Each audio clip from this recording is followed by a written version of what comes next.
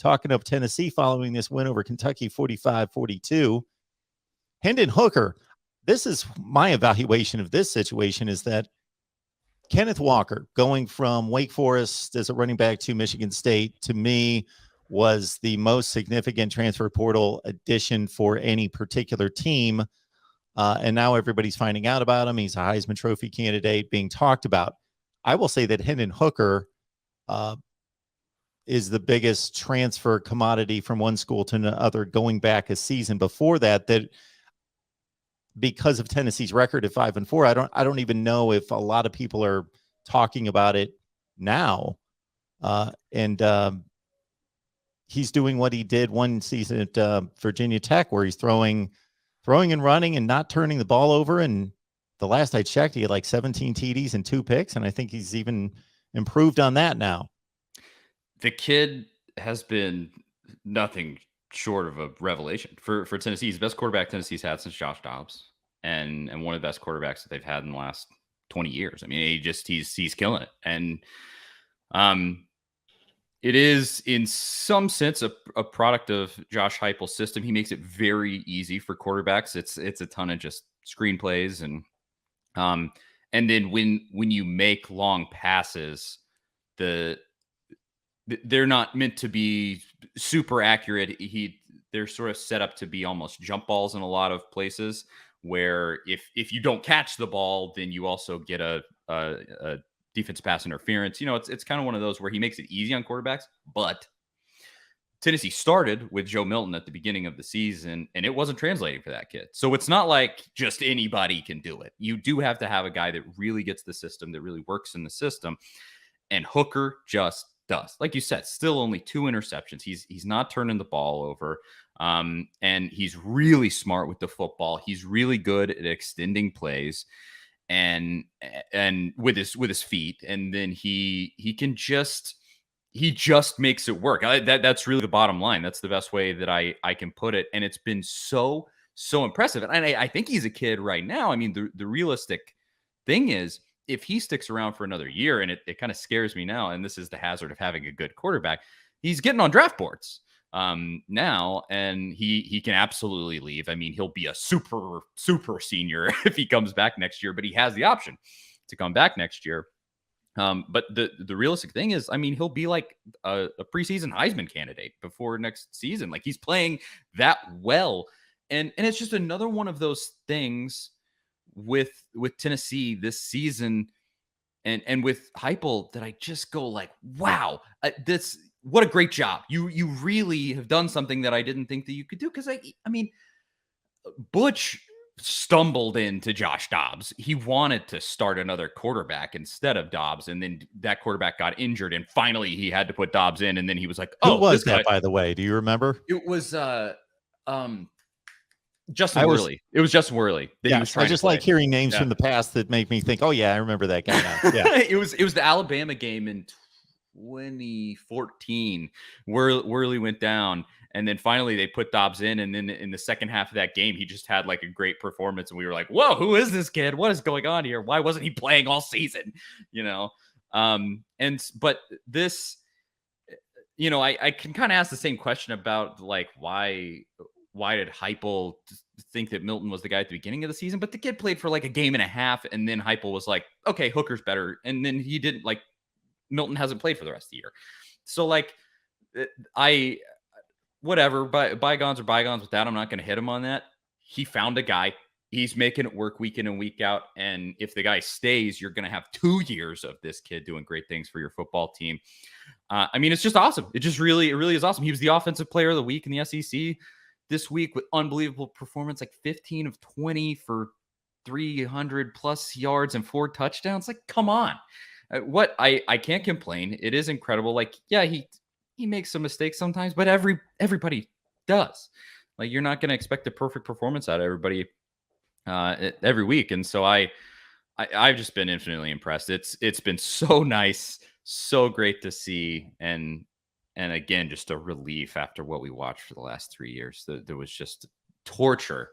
To watch this is genuinely cathartic. Folks, Christmas is coming. we know that you're shopping, and if you're shopping, you're most likely shopping on Amazon. I heard this stat a few months ago, Charlie, that Amazon gets 160 million different unique users within the United States. So that's half the country. Almost half the country per month is on Amazon at some point. I am one of those people. Yeah, it's just a crazy statistic to me that half the country's doing anything, but they're on Amazon. And so it's now the Christmas season. If you grab our link in the description section, it's the same shopping experience. It doesn't cost you a penny, so you might as well do it, and you help us build the channel. Got Charlie Burris here talking up Tennessee football. I saw the ridiculous games that Tyon Evans was turning in a few weeks ago, so I thought, I need to find out about this guy. This guy was under my radar, so I found out, okay, now he's ripping up a few teams, and now a couple weeks later, he's not carrying the ball. So what are they doing with these running backs? And this is part of Josh Heupel's offense that most people, when we're evaluating offensive gurus, we typically think offensive guru, he wants to throw the ball all the time, and he's innovative in the passing game, and we kind of forget that the run game is part of it, and Josh Heupel wants to run the football in a dominant fashion. Yeah, that's probably the thing I like the most about Heupel's offense. Yeah, it's high flying and it's fun, and he can kill you with these big plays, but the way that those big plays work is because he pounds the football on the ground also, and that's been really cool to watch, because like Leach at Mississippi State, I mean, it is all about the game through the air, and I like that Heupel has this other element, and he has made it work with again sort of a ragtag group of running backs. Tyon Evans, if he can stay healthy, that's been the thing in the last few weeks. He's been having this nagging injury, and he had a couple of nice carries to begin the Kentucky game, and then just had whatever happened, just tweaked it again and went out basically for the rest of the game. But he's making it work without Tyon Evans, with Jabari Small, who's really undersized and just kind of a scrappy dude. Like he's been making plays. Now they're missing like a power back right now, and that's been really obvious, because I think Heupel is a guy who'll go for it on fourth down. I mean, he's certainly not afraid to do that. And they've had situations on fourth downs, on short third downs, where they try to just hand the ball off and get 1-2 yards, and you just don't have a dude that can do that right now. You don't have a bruiser who can just by force of will get 2-3 yards. And so if Tennessee can get one of those players in the door, I mean, they need to just be scavenging the transfer portal right now for anything and everything. You need warm bodies. 70 scholarship players at the moment, and actually it had a couple transfers in the last 2 weeks. It might be down even below that at this point. It's ridiculous. I mean, it's barely a football team as far as that goes. And so the run game, he did also find this last week. I need to bring this up too. Jalen Wright, who's freshman, newcomer, and the kid looked really impressive. He had a single drive where he had like 50 yards worth of carries and was just moving the ball at will. He had some pass blocking problems. He got the quarterback absolutely racked on a play by missing a block, but hey, he's young. He'll get there. But yeah, just on the whole, with again, this is the theme of Heupel this season. With what he's had to work with, it's been great to see. I think he's just doing a really nice job trying to maximize the roster that he's been given. And on top of that, he's had this nagging injury with his number one running back. And that's the way football goes. But if you can get all the way healthy, I mean, it's there for this team. Is it there enough to beat Georgia? Probably not. But it's there enough to beat Kentucky, to almost beat Ole Miss, things like that. So hey, I have really liked it so far. So you stated, Charlie, the defense is bad.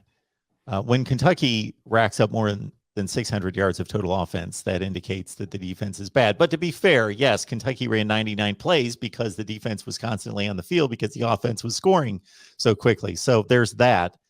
You can have a bad defense and still have like a handful of like really good players, because an offense that knows what it's doing is going to find a way around the 3 or 4 really good players and still burn a bad defense. So my question being, are there any good players on defense to kind of transition to 2022 to say, hey, we at least have a core here of a couple special guys. We just need to supplement them. I don't know off the top of my head who's, and it gets convoluted with all the COVID extra years and things like that. I don't know Oh, yep. who all off the top of my head would be eligible to return, but there have certainly been standout players. Alontae Taylor is kind of prime among them. That kid has just been the fire underneath the defense's whole being this season. And he was the guy that got the pick 6 in this game against Kentucky. He's been good. He plays with fire. I like him a lot. And that's been nice. They have a numbers problem when somebody goes down with injury. At some positions, they basically don't have a backup. And it has gotten dire at some points this season. But you do have some nice pieces overall. Trevon Flowers, Jackson, some of these. Why am I drawn the? Oh my gosh, the defensive end. What? Why am I drawing a blank? I got too many names in my head just now. But anyway, he's a younger kid. That's on defensive line that's made some really nice plays. Like there are guys, and I know he'll be back if I could remember his freaking name. It's not like I do this as a regular job. No, but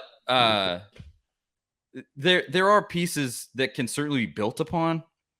Is it gonna flip from one season to the next and suddenly be good? I don't know how that'll happen, but I would put it this way.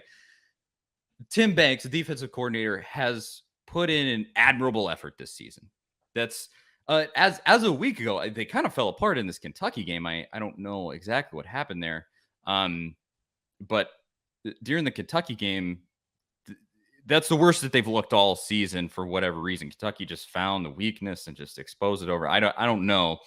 But Banks, the way that he has to coach, I believe, if I'm remembering this correctly, before the Kentucky game, Tennessee was number 3 essentially, or number 4 in America in the amount of plays faced on defense. So only 3 other teams in America had faced more plays, if anything.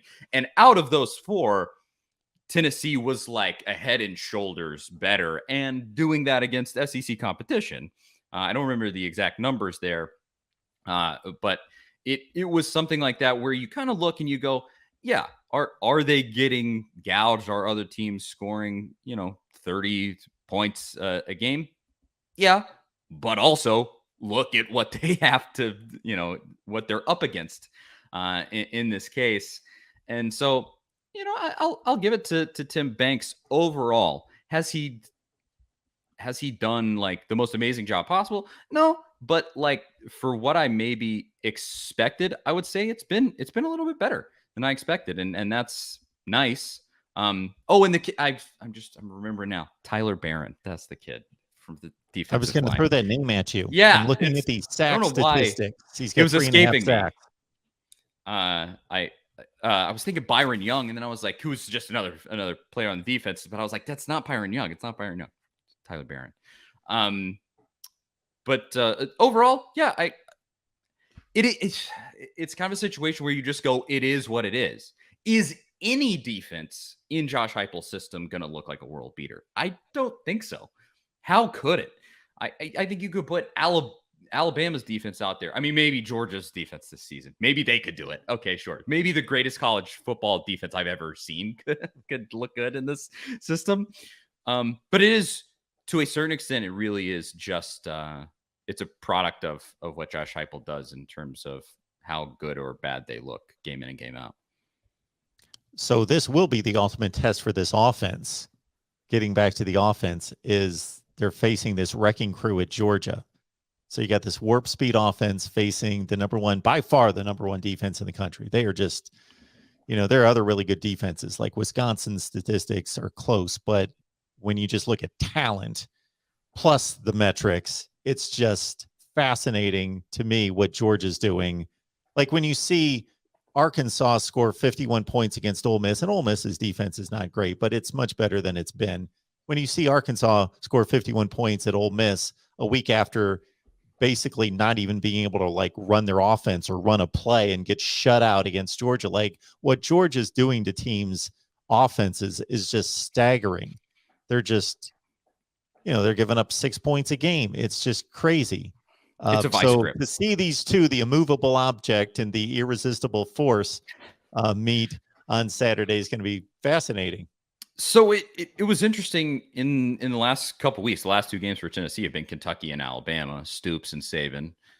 And both coaches have kind of touched on, I don't know exactly what they said, like the exact verbiage, but they both said that to a certain extent, like you can't exactly replicate what Tennessee does with a scouting team in practice. Like you can't do that. It's because it is this very purposefully just beyond quick offense that it's quick to the point where it's almost to the detriment of the team sometimes, and they both, Stoops and Saban both said in different words, like you can't exactly prepare for that. You just have to face it and then adjust. And I don't know if that'll make a difference with Georgia, but I can say they have not seen an offense like this season. I mean, I think the closest would maybe be Missouri. I don't know. I mean, otherwise, nobody is really doing it like this. And so I am very interested to see how it does. My prediction is that Tennessee will score probably the most points that anyone has scored against Georgia this season, almost by default. You just get so many possessions in the way that this goes. But of course, the most points against anyone, or that anyone has scored against Georgia, would be 14, I think. And you would have the most points anyone South scored Carolina. Against. Yeah, I believe it was 16. Yeah. 16. Okay, so it would be 17 Carolina to reach there. It's just crazy what Georgia is doing. It's kind of a hope for the best and just prepare for what is probably going to happen situation to me. I don't want to get too down on it because this season has been so much fun, and you don't want to get bogged down in it because you do have to take a realistic step back this season always and just go, this is the situation we're in. 70 scholarship players. You don't have the dudes. And take it at what it is. That's how the Alabama game was. They run it up in the fourth quarter and you go, you just don't have the dudes. It is what it is. I think this will probably be another situation like that.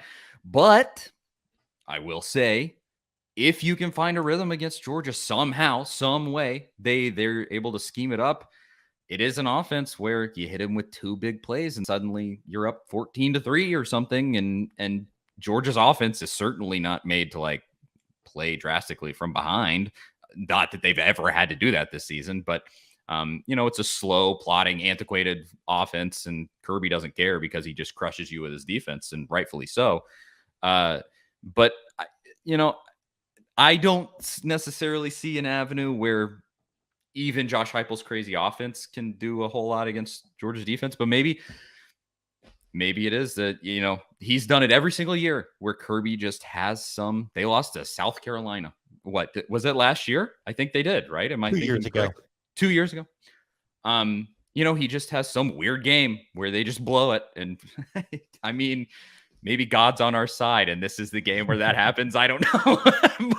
but other withstanding literal supernatural forces, I'm just not seeing it in the cards for Tennessee this week.